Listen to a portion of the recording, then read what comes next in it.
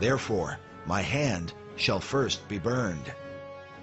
And as for the Pope, I refuse him as Christ's enemy and Antichrist, with all his false doctrine. And so, thrusting his hand into the flames, Thomas Cranmer was burned at the stake, and with him many other Protestant believers during the days of Bloody Mary. John Dowling, in his History of Romanism, writes that, according to the lowest calculations, 288 persons were burned alive by her order for the crime of heresy, and among them were the wealthy and the poor, the priest and the layman, the merchant and the farmer, the blind and the lame, the helpless female, and the newborn babe. With this outbreak of persecution, some 800 English scholars fled the country. Many of them found refuge in Geneva under the protection of John Calvin and the Reformers of Switzerland. Among the English exiles were Miles Coverdale and the renowned Scottish reformer John Knox. At Geneva, they determined to produce yet another revision of the English Bible, this time one that would be based on the best manuscripts of the original Hebrew and Greek languages, without the limitation of either the Crown of England or Rome. Before his death, William Tyndale had produced a revision of his New Testament in 1534. At Geneva, they made use of this edition to produce the first part of the Geneva Bible in 1557. The following year, Queen Mary died, and her Protestant sister, Elizabeth, ascended to the throne.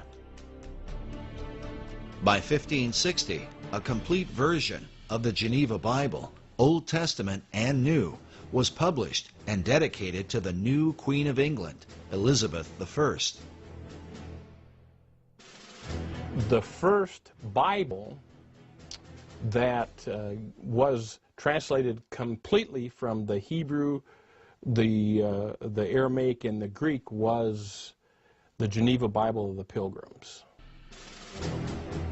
The Geneva translation is often called the Bible of the Pilgrims because it was this Bible that they brought with them to America when they landed at Plymouth in 1620. And they loved that Bible. The Geneva translation became the most popular and widely used English Bible that had ever been produced, with over 200 editions from 1560 to 1644. It is also considered the first study Bible because it was filled with extensive footnotes from the leading Bible scholars of that era, including John Calvin, Theodore Beza, John Knox, Miles Coverdale, and other reformers of the time, with over 300,000 words of commentary on the Holy Scripture. It was like a Bible college education. There's all kinds of the Reformers' notes packed into the Geneva Bible. The Geneva translation was the Bible used by John Bunyan, John Milton, Oliver Cromwell, William Shakespeare, and William Bradford.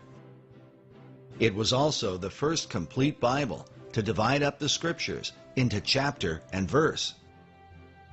Chapter divisions had been established in the 13th century by Stephen Langton, the Archbishop of Canterbury, while the verse divisions for the Old Testament were done by the Jewish rabbi Nathan in 1448.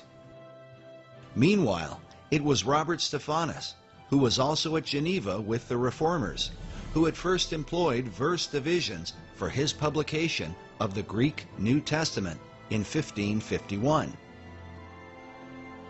And so the translators of the Geneva Bible made use of all these methods, Old Testament and New, for a complete English Bible in 1560. It's the first Bible to have verse divisions. So the people love that because that's the first time there's a John 3:16. The Geneva translation would continue to dominate until it was replaced by the Bible destined to be called the best-selling book of all time, the King James Version of 1611.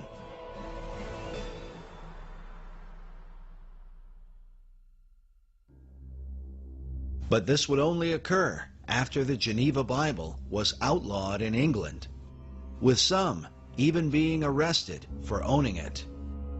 It seems to have been forbidden because of the very footnotes that had made it so popular, commentaries that represented the collective views of the Reformers at the time, but were in direct opposition to the Church of Rome. Rome's ongoing persecution of Bible believers only convinced them that she was indeed the great whore of Revelation chapter 17, the woman that sits atop the scarlet-colored beast, full of names of blasphemy. In the Geneva translation, we read, "And the woman was arrayed in purple and scarlet, and in her forehead was a name written, a mystery, that great Babylon, that mother of whoredoms and abominations of the earth. And I saw the woman drunken with the blood of saints and with the blood of the martyrs of Jesus. And when I saw her, I wondered with great marvel." The scripture says the woman is a city that sits upon 7 mountains or hills. The Geneva translators wrote, "Very children know what that 7-hilled city is, which is so much spoken of. That is the damnable harlot, the spiritual Babylon, which is Rome. In manner of deeds she is red with blood, and sheddeth it most licentiously, and therefore is colored with the blood of the saints." Meanwhile, their view of the Pope is shown in Revelation 11:7, which speaks of the beast that cometh out of the bottomless pit. The Reformers wrote, "That is the Pope, that hath his power out of hell, and cometh thence."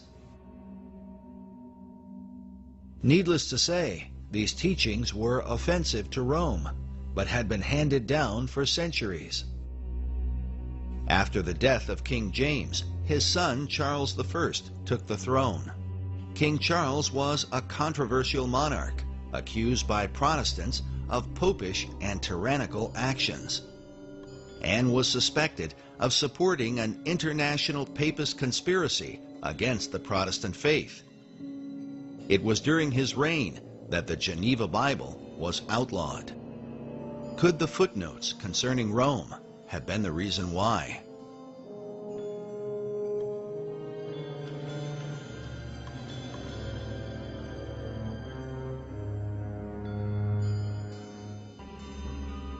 Originally, the word Protestant was a reference to those who protested the claims made by the Roman Church. Even in the 19th century, Charles Spurgeon said, "For truth's sake, our Protestantism must protest perpetually, no peace with Rome." But in times past, such teachings from the Albigenses, the Waldenses, and to a great extent those of Wycliffe and the Lollards were suppressed and nearly stamped out by the Crusades and Inquisitions. Yet with movable type and the printing of books and Bibles faster than the popes could burn them, the teachings of the Reformers spread like a fire across Europe. But some claim that it was not simply the teaching of salvation by grace that brought the reform, but the recognition of the papal system as the fulfillment of God's greatest warnings to the church, as set forth in the prophecies of the Bible.